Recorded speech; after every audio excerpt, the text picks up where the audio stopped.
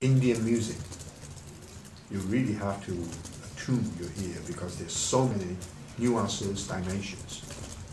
Normally, the first take, it's just very superficial. You take years and years of cultivation. You can really listen to the sitar.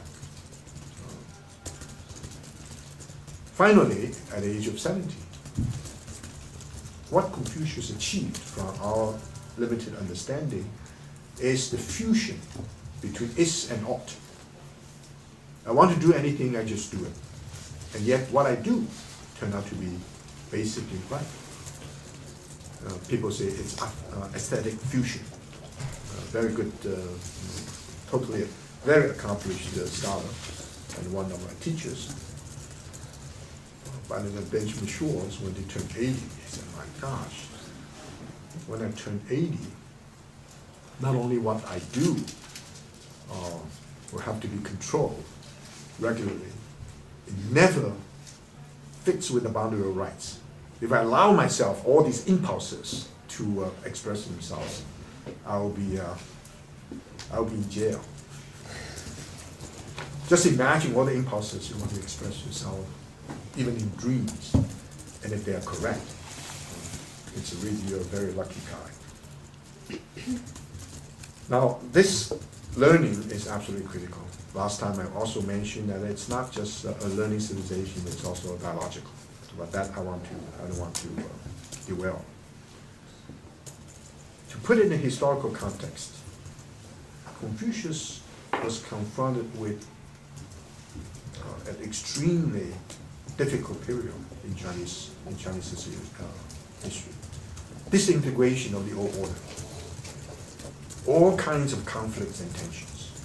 All the politicians were self-centered. They tried, the only two values, maybe disvalues, loom large. One is wealth, one is power. Confucius and his disciples didn't have wealth and certainly didn't have power. And yet they want to transform the world through their moral education. And of course they become successful in a few generations. So people are all interested in profit, influence, and domination. They're interested in nothing but Hobbes talk about the base human needs, the most basic but also very base human needs, based upon sex, food, aggression, power. Now, Confucius and his students, Confucius is in the world, so for many other spiritual traditions, it's so bad, let's get out of it. So the Taoists tempted Confucius, let's leave the world and join nature. Let's find a small place we cultivate our land. The Christians would say, let the Caesars be the world, the Caesars be Caesars, and let the things of God be gods. So let's forget about this secular world. The Buddhists say, well, let's return to our inner resources, cultivate ourselves because everything is empty. There's no permanence. So we want to quest for this highest value of chunyata, emptiness. The Confucians, by committing themselves to the world here now, cannot but face up to the challenge of politics. Now, there's a misconception, even the misconception of the book that I asked you to read, very good translation. The misconception is that Confucius failed to become a politician, couldn't get the power, influence to be a politician. So he turned to scholarship and became a major transmitter of Chinese culture. This is not only misunderstanding what Confucius was trying to do, this, from my point of view, is humiliating to the Confucians. It's an insult. Part of the reason is because their understanding of politics was so radically different from the politics of wealth and power as it was practiced. So their vision of politics, in fact, is what they rectification. Politics is to ensure stability, livelihood, eventually the possibility of human flourishing. Politics is to provide the environment so human beings would be able to realize themselves, especially in the moral sense. Therefore, the tension between his conception of politics and politics as practiced was intense. That's the reason that he never got a good position. Now, he didn't get a good position not because he was not able to do it.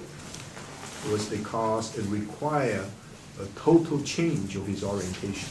And the total change of his orientation meant that he had to give up his own sense of dignity, his own sense of the way of life.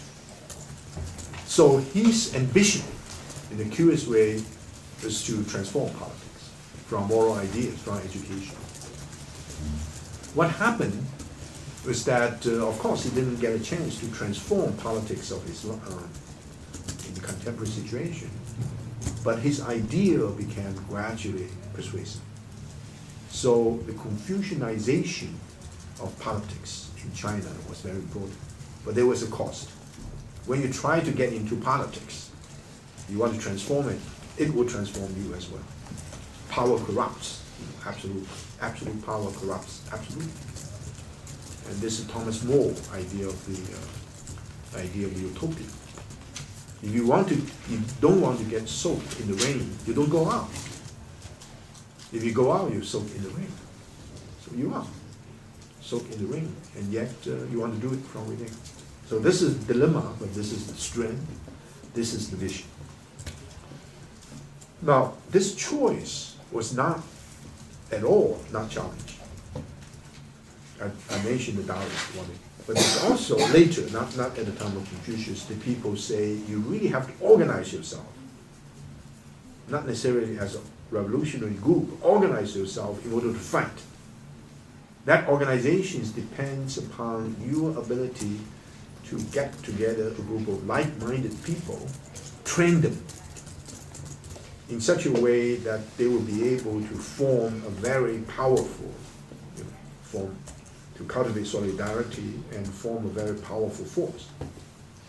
Later, of course, in the time of mentions, we're talking about this the Moists, M-O, not the Maoists, the Moists, M-O-I-S-T. And these people, based upon two basic values, love and peace. And in order to maintain peace, they become practitioners. They organize themselves in the art of defense.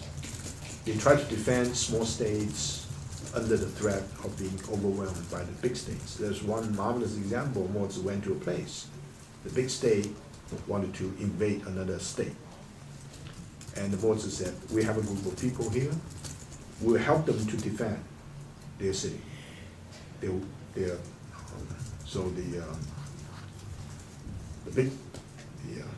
big nation identifies some great strategists and say, we're going to do this. They say, okay, we're going to do this. They say, we're going to do this. We're going to do this. After a discourse, a discussion for a day or so, the big state realized that they couldn't do it if these Moists tried to protect that country. Someone suggests there's one way out. You know what that one way out is? To have Mozart and his disciple executed, right? Mozart said, I thought about that too, because a much larger group of mine, everybody was seasoned in the skill, will help. So the aggressive act was cancelled. But anyway, that's one way. Now, the Confucian way is not to confront the brutal reality by organizing forces to change it, nor was to escape, but to transform it from within. And that process, of course, is difficult. It's related to the Confucian self-examining or self-understanding that he's not a creator, but a transmitter, because he accepted the status quo as, in some way, meaningful. You know, our world is in terrible shape, but since the world still survives, there must be something in the world that makes the human community survive. So we need to underscore some of these positive forces that shape our society.